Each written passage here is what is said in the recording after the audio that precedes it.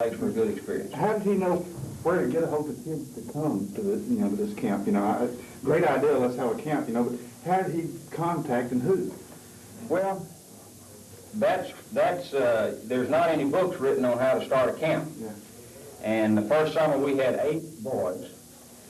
And I think part of our success early, we just didn't know what we were getting into. And so we started with that first summer with 8 boys, and the second summer we added a girls session, and it's grown from then. One thing unique about camping is you're dealing with people's most prized possessions, their children. And so you have to build up an element of trust. I'm a parent. I want to know who's going to be dealing with my children. And so it's taken 15, 20 years for us to build that reputation and then cause that to happen again each summer to maintain this trust. You probably have a lot of it going by word of mouth after you get started. That's the best advertising. Our ambassadors are our campers, our counselors, and our parents. Mm-hmm. We can only impart information. They're the ones that tell about Camp Huawni. Why aren't you, or maybe you are, why aren't you involved with like some other organizations, that are trying to do youth work, like Boy Scouts or Girl Scouts or something like that have camps and this, that, and the other? What's the need for yours, or where do you fit into that type of need of kids today? In Texas and Southwest, really all over the United States, there are various segments of camping. There's the organizational camps. You mentioned the Boy Scouts, Girl Scouts. There's the church camps, and there's the private camps. And it's just like any other. If you look at our educational institutions, there's private schools, there's state schools, there's church schools. So I think that would be a valid analogy. Each has its own place. I think as a private camp, we can offer some activities that you can't offer and have some things in our program that you couldn't offer otherwise. Many of the things are the same, but it has to do with just the way businesses are set up. You have a wide variety of ages at the camp. What ages do you begin with as campers? They start at 7 after they've completed first grade, and they go till they're 16. Girls go to 16, boys to 15. And we've had young people that have been with us 15 years, starting at 7 years old, working right on through our counseling program. Now, that's hard to believe, but some of our present counselors started at 7 years old, and we've seen them grow up. And they're just kind of hard to kick out like Rob, just keep coming back year after year. Well, they're really Camp Huawni, Mm-hmm. The place where we gather every summer is part of camp, but Camp Huawni is really young people like Rob and like a lot of the children and counselors that we now have from Center and really nationwide. That's camp. We're right in the midst of our spring promotion where we go around to 22 different communities. And we tell parents and children that if they were to go to camp in February, it'd be cold, dry, dead-looking place. And so we go to this week we've been in Dumas and Lubbock, Dallas and Fort Worth. And so we've really gone to camp this summer by seeing those parents and children that come there in the summer. What do you do during besides going around promoting, I hear you're the man that keeps things probably going out there, right? What is there to do during the off season? Is it just part of that is the recruiting that Mike was talking about. We go to about 20, 22 different cities in the spring, and that's about a 6-week period that we go and have and see our campers and their friends and their parents and have a little presentation for them. We do the same thing in the fall. It's a different format, but we hit the road again for about 6 weeks. And the thing in the fall, we meet, and it's just kind of a get-together again after camp. We've been out a couple of months, and we see each other there. And then when we're not doing that, we're in the process of making our brochures, correspondence, the business end of it. And that's basically what we do. We're evaluating programs. You can't just do again what you did last summer. So we're always looking at what we did, looking at our staff, looking at our program, seeing if we can improve on what we've done. So a lot of what you see in the summer the few weeks that we're actually in session are plans that took place back in the fall. Okay, Rob is the program director now. Right. Okay, if I send my yard ape out to your camp, Rob, what programs are you going to do to it? Well, we do anything from swimming, we have a swimming pool, horseback riding. We have an obstacle course that they can run for fun and for time. Play soccer, wiffle ball, which is a kind of baseball on a short range of balls and bats are hollow. Softball, volleyball, have parasailing as a popular activity to get strapped into a harness, real safe harness, and a parachute behind you, and get hooked up to a Jeep, and away you run, and the Jeep pulls you along, and you go Well, all that's the why way. Rob put that safe in there. We have to get this established. We'll tie a child over the back end of the Jeep and pull him by a rope in the safe harness. Okay. That's right. And you get pulled behind the Jeep, and you're up in there looking around, it's a lot of fun, and you come back down and do it all over again. Parasailing, have a trolley like the old Crystal Lake out to, everybody remembers Crystal Lake. We have a trolley out at the camp, and we built a pond out there, have a trolley into it, and a big air-filled pillow we call the Critter, which will be a surprise. And it's a lot of fun. Just a lot of different activities like that. And then we have extra things. Those are your activities that are divided up what we do during the day. We have extra things at night, like we go on truck rides, have sing songs, talent shows, the Miss Huawni contest. And then we have special days where we have competitions. We do involve the boys and girls in competitions different ways, and they compete against each other both individually and as teams, and go for ribbons and trophies and things.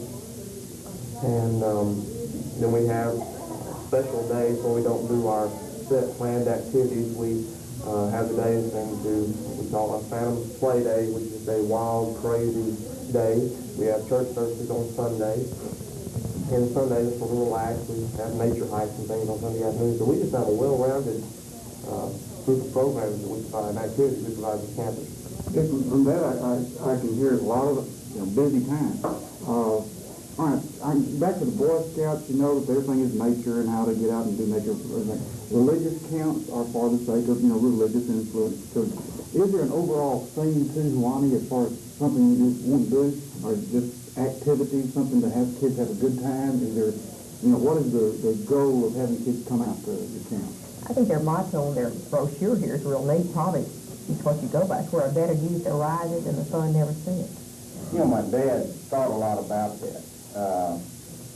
And in 2 weeks, you can't teach swimming or teach horseback riding or can't have a tennis camp. So we decided early on we wanted a young person to have a good time.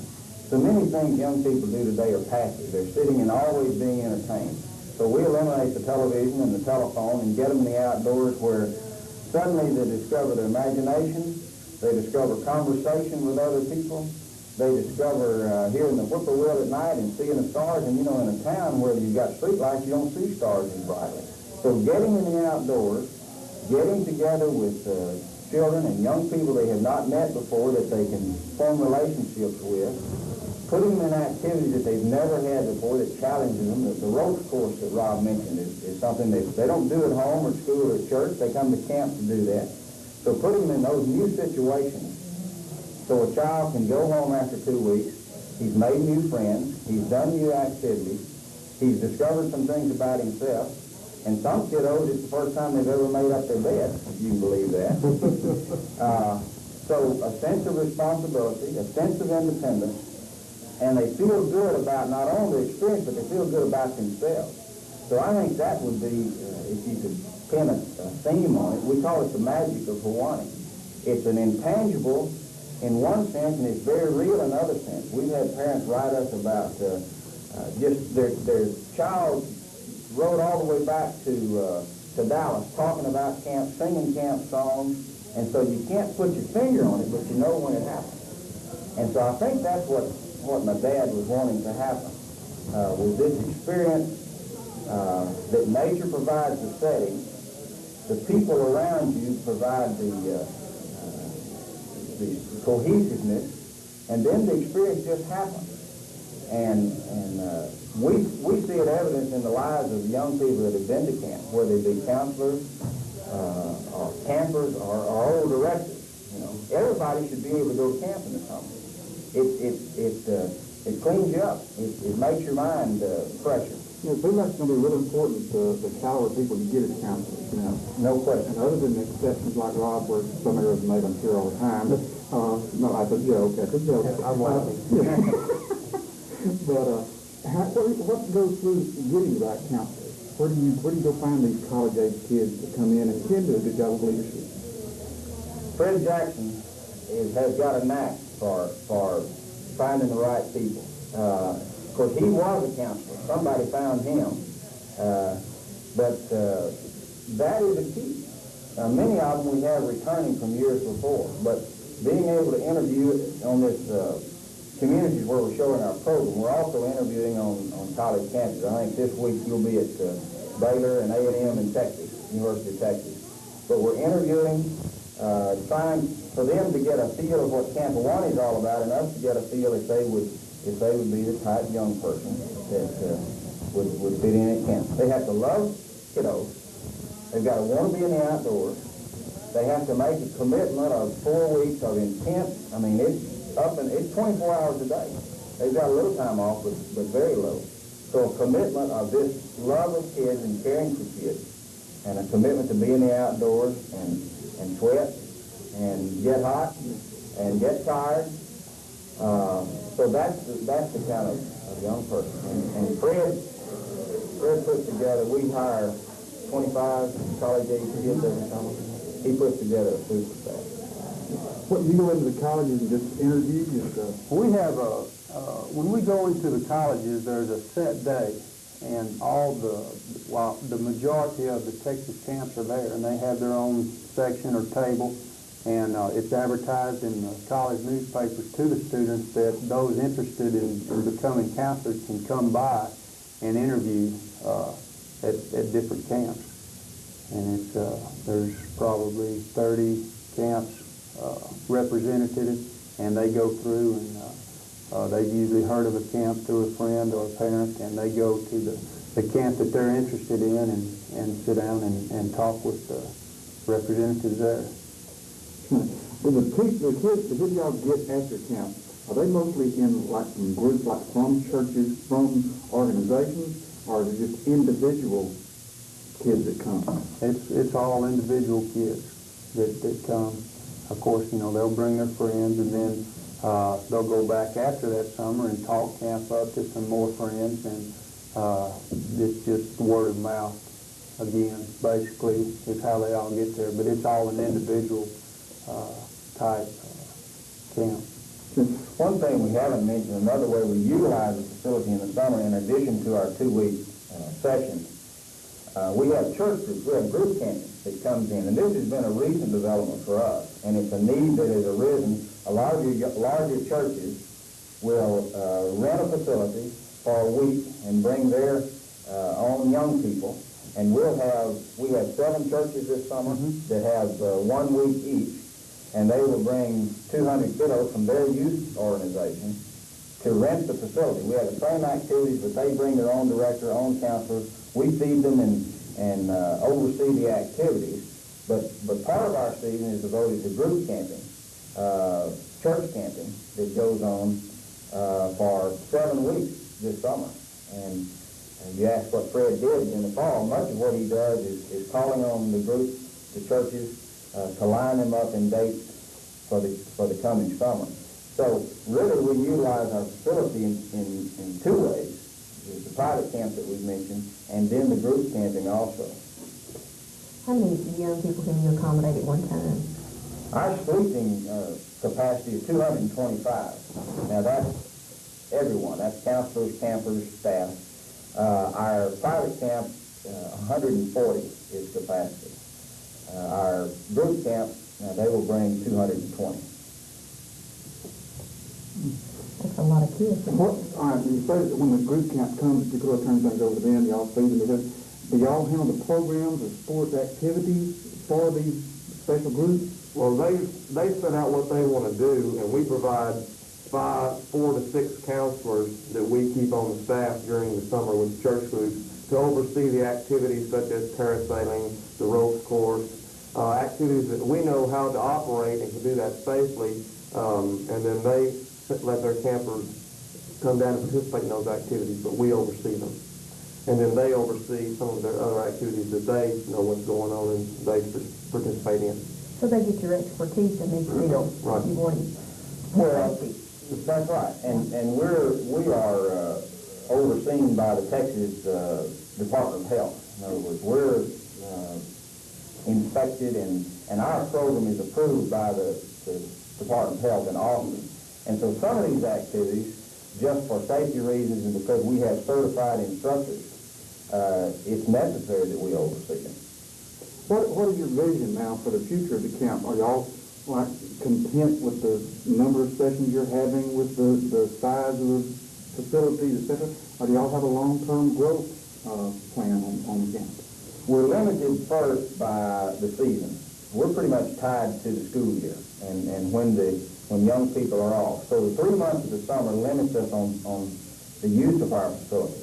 We are not winterized and have not made a commitment to open camp in months other than when the weather's good.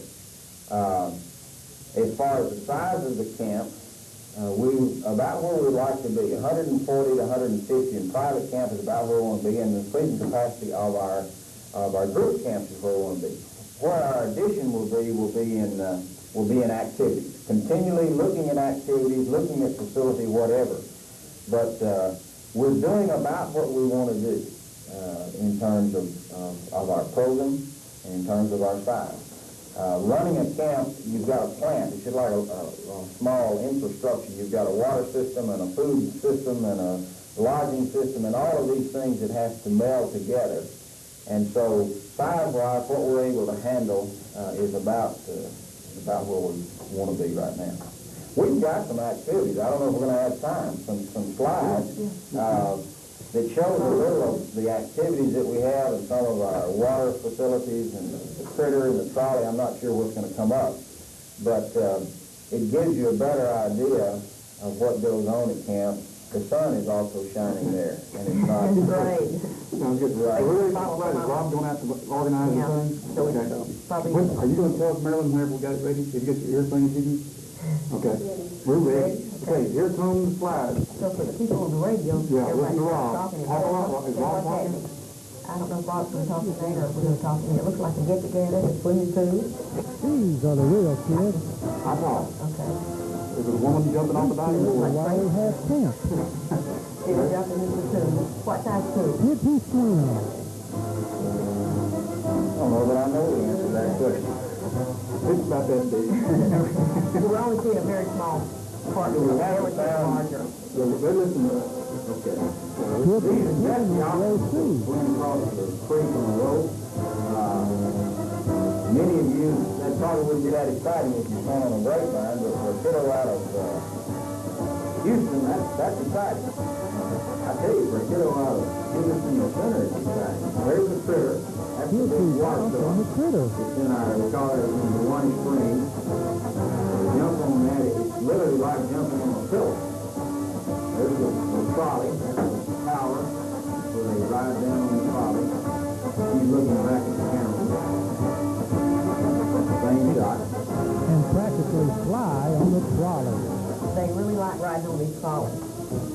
Well, water in the summer, of course, is, if you can get in the water at least every other hour, you're okay. There's some of the younger children, probably, what, 8 So or 9? that's the play day. I think Rob, a good shot of Rob is coming up here. We had a great time with the numerous activities offered by his Or they Tug of war was some of the competition that we do.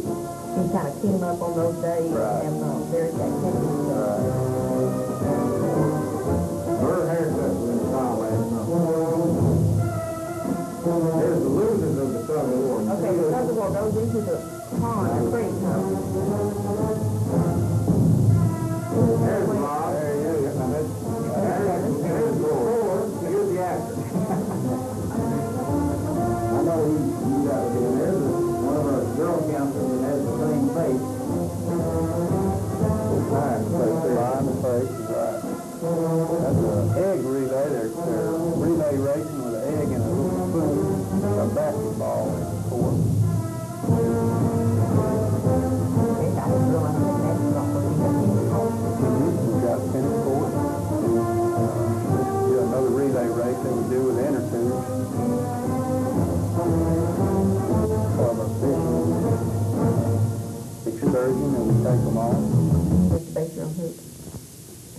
take your own hooks, okay?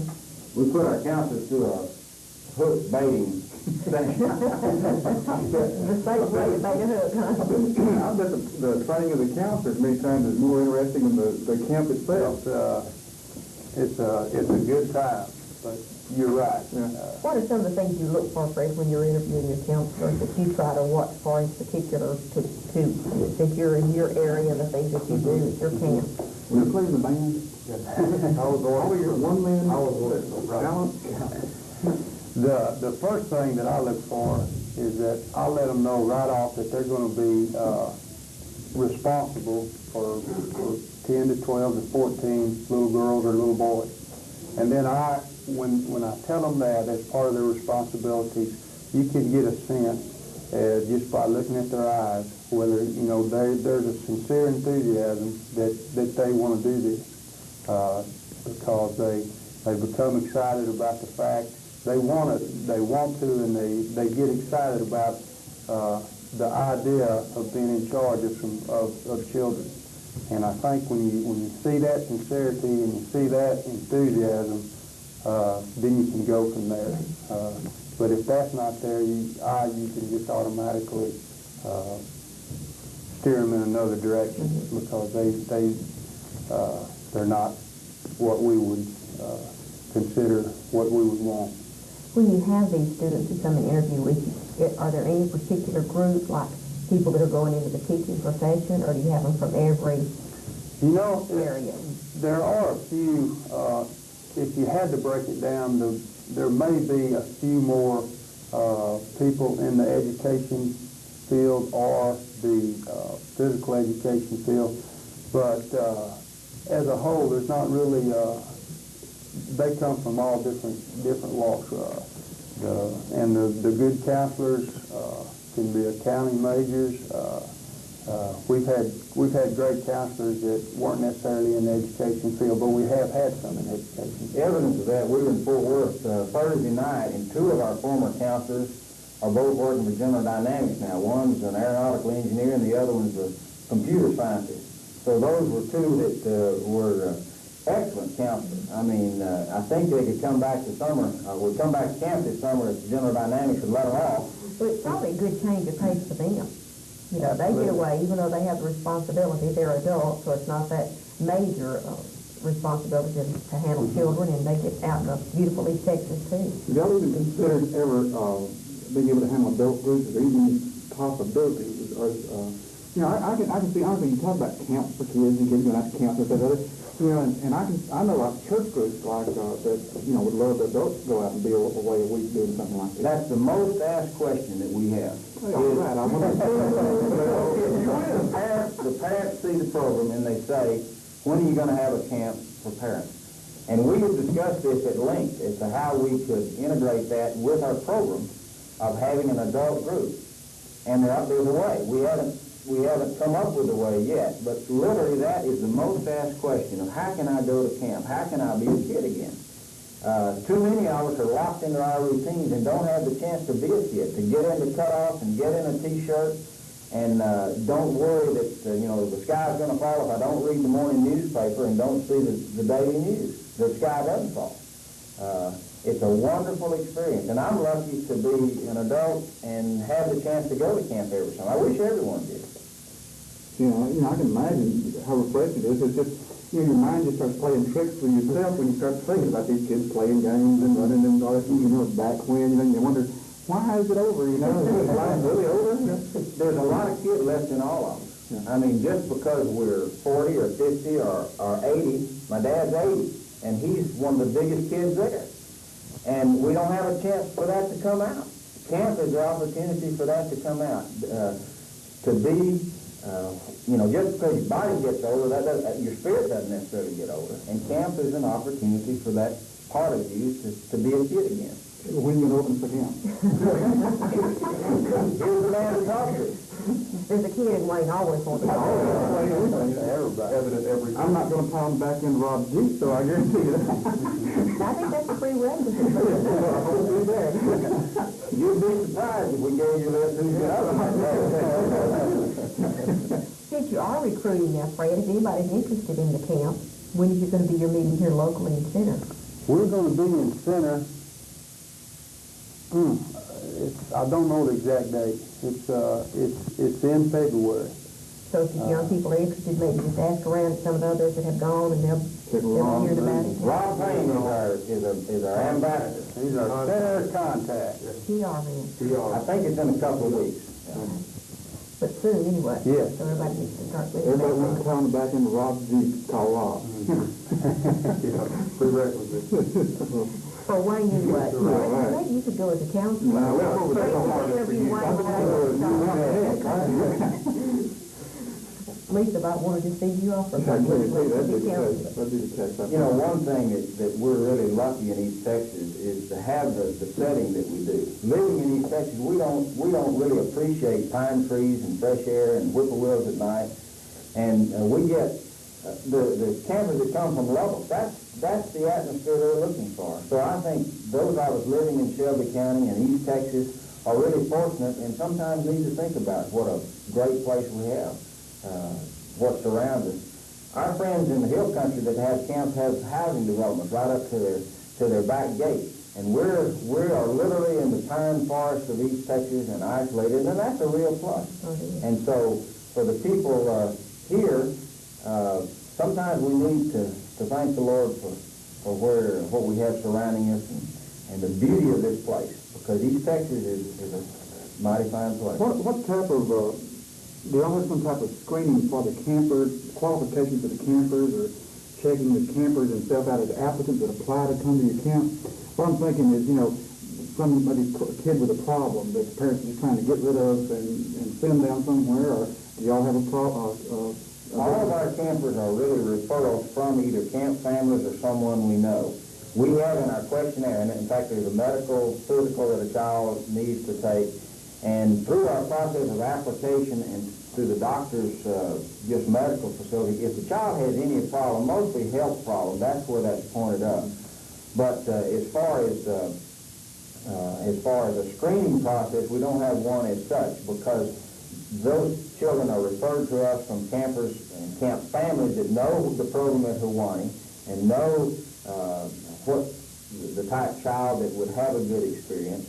And really, that pretty much takes care of itself. We don't have a screening program per se, other than for health, where a child couldn't enjoy a full camp day just for health reasons. So that's really the only screening. What's the furthest away you had a camper? Last summer, Tokyo, Japan, and to the west, and London, England to the east. Most of the campers are within probably a 200 well, Lubbock's not 250 miles. Texas, I'd say 80% of the kiddos are from the architects area. The schools and places you go to, or cities that you go to, recruiting people, are those all in Texas? Texas and Louisiana. Okay. So mostly that's where y'all... Red keeps wanting to go to London. Yeah, I think we should have a party in London. I totally right. Absolutely. I'm good for trying to get That's the one you want to be counselor for, that's very right? good. A little seminar out there. I had a question. My line went blank. Well, but that's where it normally stays, is blank most of the time. Come up with one, Shirley. What are some of the unusual things that you've seen change over the years, Rob? I know you were probably one of the first campers, weren't you not? No. You weren't one of the first. You didn't start that. I didn't start in 1965. Well, no, not 55, because you were one. But from the years that you started, because you did go for a number of years before you became a counselor, how have you seen it change? The activities, number one, that's what, we keep pushing ahead for new activities, so that's been the biggest change, is the types of activities and what we've done in the past and are not doing anymore, what we never thought we would be doing and are doing now. And the size of the facility has just expanded enormously, and the number of people we've had there has just grown. Of course, the tug of war probably will stay popular forever and ever. Forever and ever. That's one that will just never go out. It's just great just to see it change and grow and become better and better every year. And the obstacle course is a standby. The obstacle course is a course we run along. There's a log bridge across the creek and a rope swing you saw, and that was there the first year of camp, and it's still as popular as it ever was. Obstacle course, horseback riding, and swimming, I guess, has been our core activities through the years. Now, the parasailing has been added recently, and the ropes course has been added recently, and then But the sing-songs and the talent shows and all of the things that you think of with camp, they're standby. And you know, don't mess with the standby. Sure. You know. You get your group involvement and everybody's participating. That's a good thing on those things. Listen, I appreciate you guys coming by today. You know, it's very interesting to have something really as good as this close by and learn something about it. It's amazing how little we know of what's in our backyard, you know. And it's true, you know. I think many times we overlook what's right here behind us or in front of us or, you know, right around and pay attention everywhere else in the world. But y'all guys are doing a super job, good work. And so you get your adult camp open, let us know. All of us nuts will be out there bouncing around in the woods. We appreciate y'all coming this morning. Thank you. We invite you to stay tuned now for the men's Bible class and afterwards for the church services, and then we'll see y'all again next Sunday. And don't forget to check with Rob if you're interested in Camp Huawni. He'll tell you all the details.